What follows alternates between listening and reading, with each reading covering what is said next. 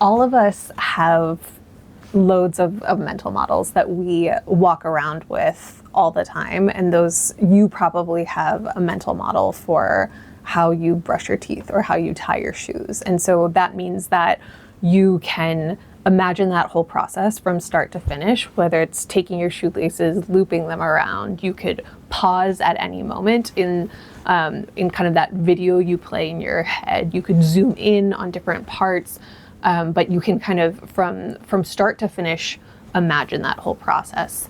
A mental model also gives you an ideal target for your performance. So when I'm cooking, I am tasting along the way, because if I'm making a big pot of soup, I have a mental model for what I want it to taste like. And so I'll taste it, I'll keep adjusting the spices, the salt, until I match the version in my head. And that version in my head is my mental model. So we've all got mental models for a variety of different things in our life. And that's not just your running form or your route to school, but there's also mental models we each carry for how we lead, what we think effective communication looks like, how we give feedback, how we coach or teach someone to do something new.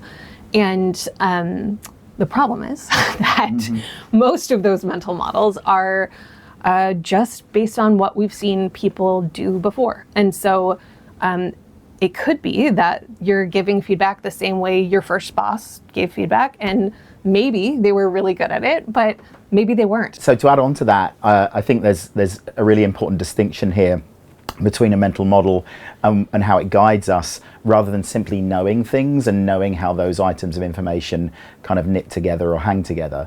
One example of that would be imagining a car and understanding how the pieces of a car work. It would be one thing to know how the engine is put together. It would be another thing to know how each of those pieces rely on one another to make the engine work. But if the car broke down, you would still need a mental model to know what it means to fix it.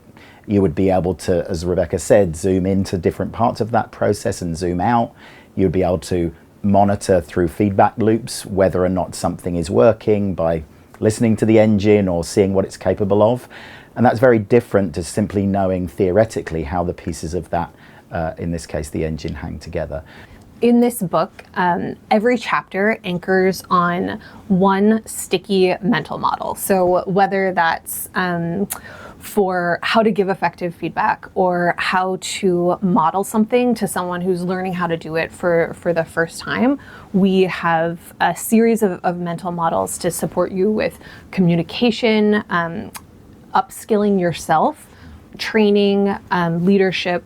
But each of these is designed to be super memorable. So the next time that you're in that meeting and thinking there has to be a better way, you actually have one. Mm-hmm.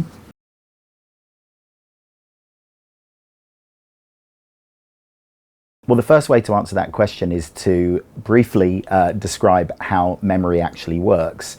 There's a way of breaking down what is perhaps sort of an immeasurably complex thing that is our minds and our brains into sort of its fundamental components and what happens when we pay attention to something and hope to learn it. You have your working memory, which is for the most part what we might call the site of thinking. It's where we do most of our in-the-moment cognitive processing. And then you have long-term memory, which is where all of the things that we have successfully thought about and encoded, otherwise known as remembered, go to live. And think of that long-term memory as a filing cabinet that you can retrieve information from whenever you need it. But there's an issue. The problem is that as far as we can tell, our long-term memories are infinite, which means that filing cabinet that you could keep adding to would not necessarily ever fill up. By contrast, our working memories are incredibly finite. We can only hold, by most accounts, around 5, 6, 7 items of information in our working memories at any one time. So you can imagine that there is this very thin bottleneck of our working memory, and through that very thin aperture, ideas, concepts, whole domains of understanding need to pass in order to get into our long-term memory. So the manner in which we think about things therefore becomes absolutely critical. And cognitive scientists refer to this as effortful thinking. In other words, thought needs to be deep, it needs to be meaningful, and it requires some level of cognitive lift. It requires us to tax ourselves and make things difficult, but make them difficult in a good way. So when you think about the implications for this, when it comes to how people learn and how we help people to grow and develop, it's absolutely clear from the research and from the literature that you need to invite people to be able to manage the load that they are encountering in terms of the cognitive load that they have to bear, but critically that they need to think about ideas in deep, meaningful and taxing ways.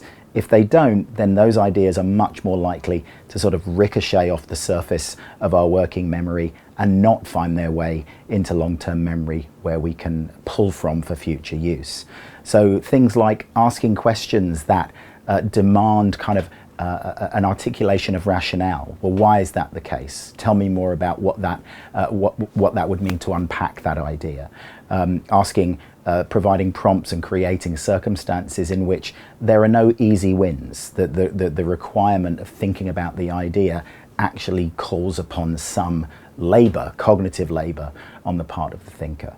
So I think this is somewhat counterintuitive, because I think a lot of people, when they're working to develop others, tend to want to make learning as easy as it possibly can be. In fact, it's almost always the case that the opposite is true.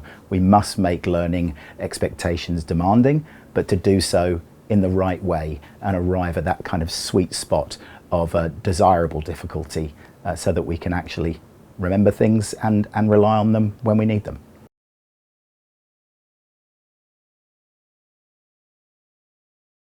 So when we think about the Goldilocks effect, which is one of the mental models that we draw upon within the book, what we're drawing on there is this question of narrativity. Now, narrativity is what it might sound like, which is the idea that as humans, we are particularly responsive to the idea of narrative structures. There's a reason why storytelling has played such a huge part in human civilization, and it's the way by which we make sense of the world in large part. But not all versions of narrativity are created equal. Researchers have been able to demonstrate that pieces of information that are presented in what they call high narrativity forms are more likely to be remembered than information that is presented in a low narrativity form. What does that mean? Well, it requires us to understand what we are asking of the reader or the listener or the learner in a moment where they encounter a narrative concept. This is going back a little to this idea of how we need to be able to think deeply about ideas in order to remember them. And the reason why we call it the Goldilocks effect is because there's a kind of designated sweet spot that cognitive scientists refer to as causal coherence. Now, what that actually means is that there is such a way to present an idea that is too obscure. There's such a thing as presenting an idea that is too detailed and kind of collapses under its own weight. But then there's a sweet spot in the middle where you present just enough information, but there is some kind of causal inference that the listener must be able to encounter and engage with in order to understand what you're saying. A practical example of this might be a joke or a riddle. A joke is designed to set up a kind of a tension within two parts of how the joke is made to work. But in order for it to be funny, the listener needs to be able to fill in the gap in the middle. So I can give another example of this. There's a great study that looks at different ways of presenting the same piece of information. Option one, when you're presented with it, is an example of it being too much information. So let's say you said, I left the house one day, I went into a restaurant, I went to the table, I was served a slice of pizza, I bit into the pizza and I burned the roof of my mouth. Too much information, low narrativity kind of characteristics. It makes it difficult to make any causal inferences because all the information is laid out there for you. Another option would be to say, I left the house today and burnt the roof of my mouth. Well, now we have an insufficient amount of information with which to make sense of the narrative and what the narrative is attempting to convey. The Goldilocks moment, the sweet spot, would be to say, I bit into a pizza today and burned the roof of my mouth. The idea being that you then get to fill in, well, it must have been the case that the pizza was too hot. Therein lies that kind of in a sense, kind of target gap between parts of information that you then as a listener get to be able to make predictions about causal components, cause and effect. How do things hang together? And what scientists have been able to show is that when that high level of causal coherence and that high level of narrativity is present, and you're invited to fill in the gap as you would do in a joke or a riddle or a sentence like I just provided, that makes that information stickier. That makes that the information within that more likely to be successfully encoded into long-term memory for future use.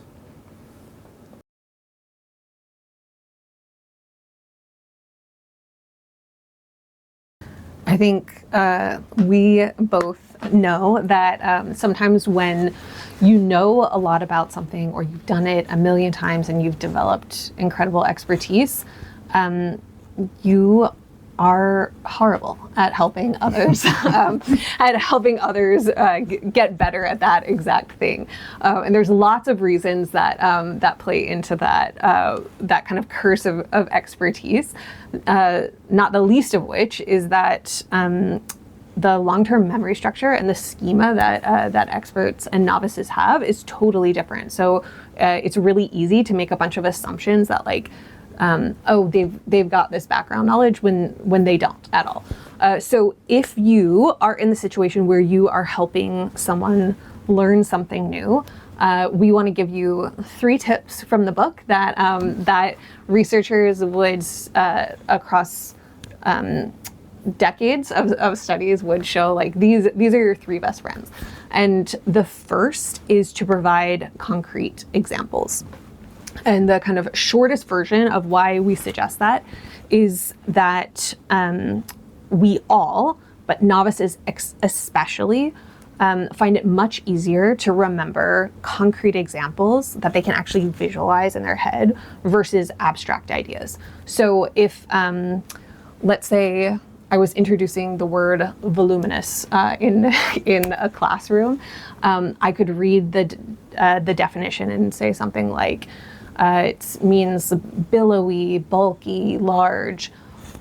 To a group of students, that's probably going to just wash right over. And but if instead I give that definition and then I show a giant, big, fluffy ball gown that someone wore to the Oscars and say, this is a voluminous dress, now they've got a visual that they can anchor on that makes it so much easier to both understand and recall that later. So that's the first tip, is give it, in the book, we call that mental model show and tell, because you can tell all day long, but if you really want people to remember it, then you need to show them an actual example. The second tip we have from the book is to pair that with a non-example. So in the book, we call that mental model red light, green light. And if you think of the children's game, you're going to want to pair an example like that voluminous ball gown with a non-example. And so you might show, I'm really in the fashion world today, but you might show like a really sleek body hugging dress and say, this is not a voluminous dress. And you would ask questions about why wouldn't we say this is voluminous, or what would need to change about this if it was to become voluminous. But pairing an example with a non-example really helps make the boundaries of a new concept really, really bright, show what it is and what it isn't. And then the third tip, if you really want them to remember, is think more is more. The more examples you can provide someone when they're learning something new, the better. And that's because as humans, we have a really unfortunate tendency to overgeneralize and to make a lot of faulty assumptions. And so multiple examples help people from generating overly limited conceptions of what something might be. So to provide you a concrete example of that, that might look like saying after you've shown those 2 dresses, you might also say, here's my notes that I took today. These are voluminous notes. Or to hold two books, one thin, one really thick, and say, which of these two volumes would you say is the more voluminous volume? And that is by providing multiple examples, it helps ensure that that learners aren't just locked in onto one idea of what something might be and think like, oh, that word only can describe fashion or dresses, but it has a variety of applications. It helps expand their schema.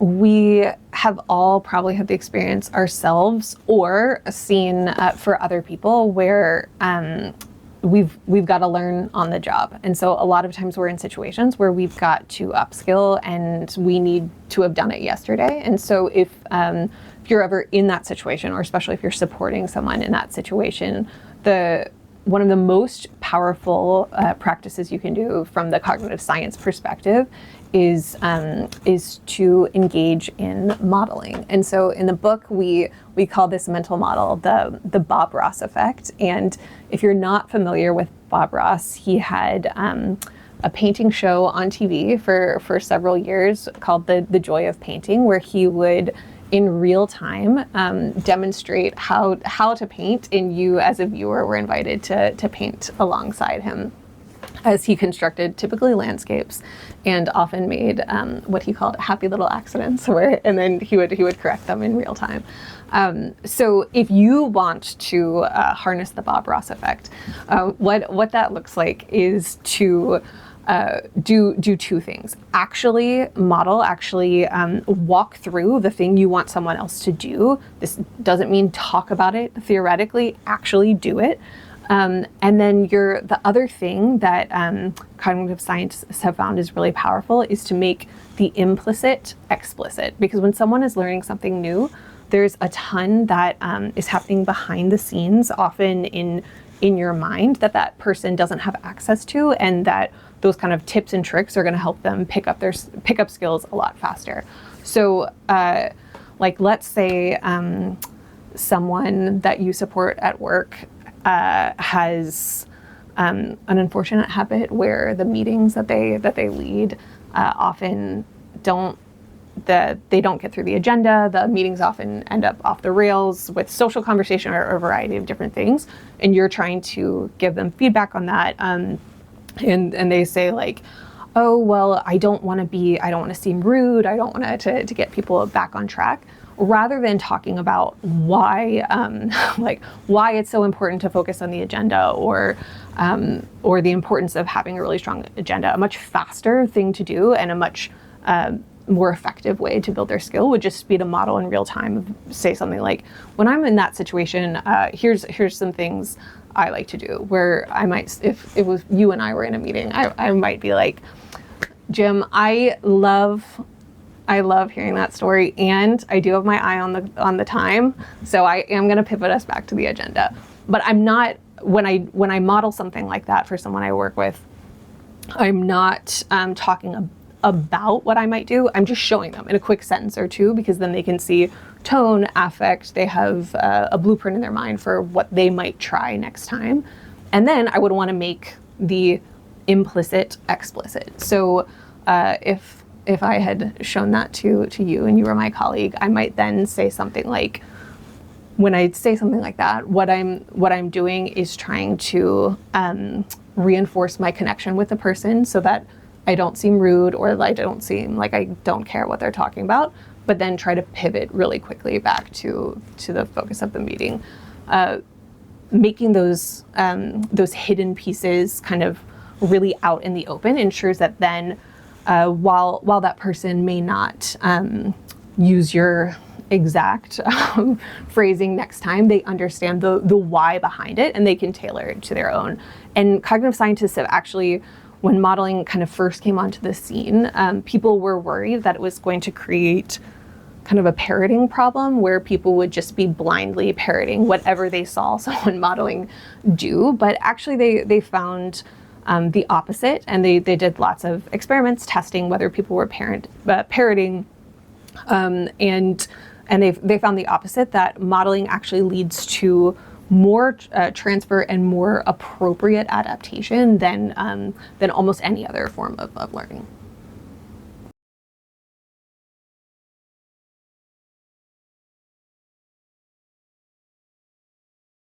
So I think one way to think about that is to say that sort of mental models is as mental models does. The whole idea of a mental model is to be able to have something that you can hold in your hand that is eminently memorable and sticky, but which presents you with a means of being able to understand something, approach it, and engage in that activity more effectively without it being kind of weighed down by the amount of information or the kind of blinding you with nuance and simplicity. But that doesn't mean that it can't retain its level of precision. It can still be something that is accessible but holds the kind of necessary pieces that matter. Why is that important? Well, as we said at the outset, we make decisions every single day that rely on a kind of preconceived ideas of how the world works and how we fit within it. None of us wakes up each morning like a blank canvas or like some alien that's been beamed down from another planet. We have prior knowledge about the world for a reason, and it's that prior knowledge and the mental models that are associated with them that enable us to even get out of bed in the morning, to brush our teeth, to tie our shoes. And then, of course, there are an infinite number of more complex processes than that, many of which we kind of don't even pay attention to, if we're honest. And so the idea of these mental models and the book that we grounded them in is this notion that there is always a better way to be able to do something, and that kind of refining of our mental models, when it is done intentionally, can be really transformative. It can make a job that feels like a sort of a futile slog feel more productive. It can make a relationship at work with a learner or someone over whom you have sort of the responsibility to professionally develop be a much more positive, relational and purposeful engagement.